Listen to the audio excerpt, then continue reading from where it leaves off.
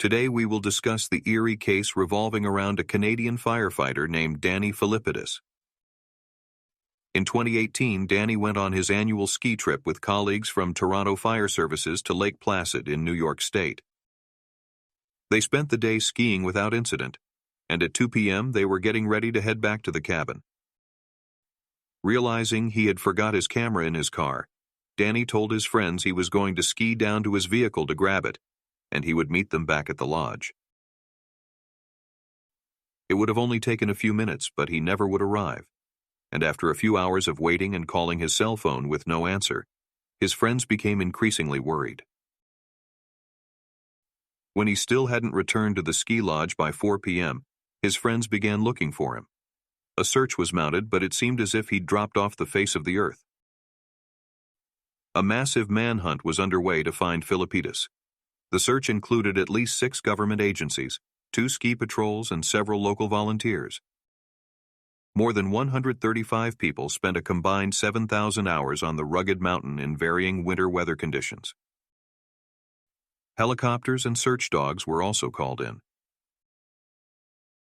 Nearly a week later, Danny's wife claimed that she had gotten a call from him, but that his voice had seemed faint and incoherent before he hung up. She would call the number back and talk to him again, but he seemed confused and unsure of where he even was. Unknown to him, the 50-year-old Toronto firefighter was the subject of a massive manhunt on the other side of the country. This had been the first tip to come in, and police acted on it, finally managing to track him down.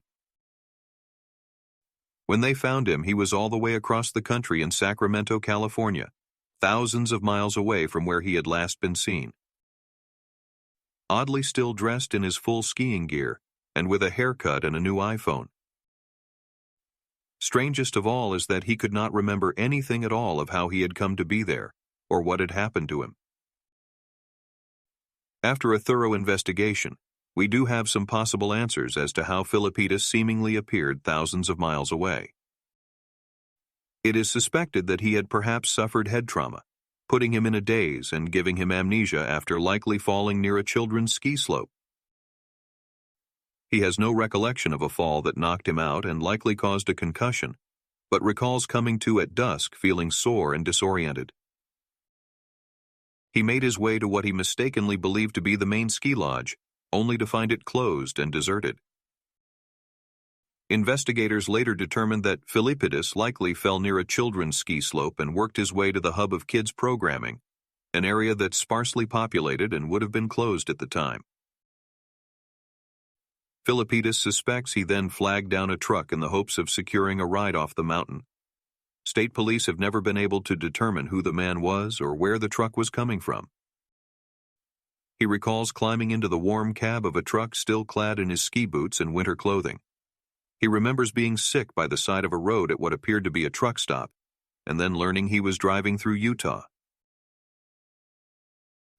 Memories of what happened from this point are fragmented at best, but 6 days later he turned up in California.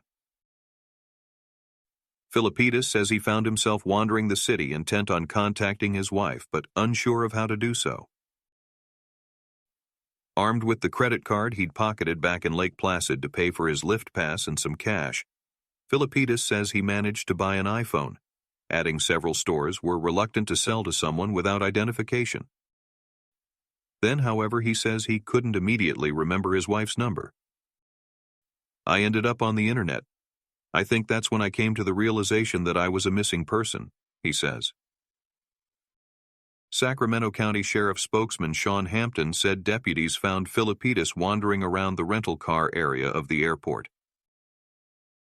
Deputies believe Filippidis spent the night near Richards Boulevard along the Interstate 5 corridor.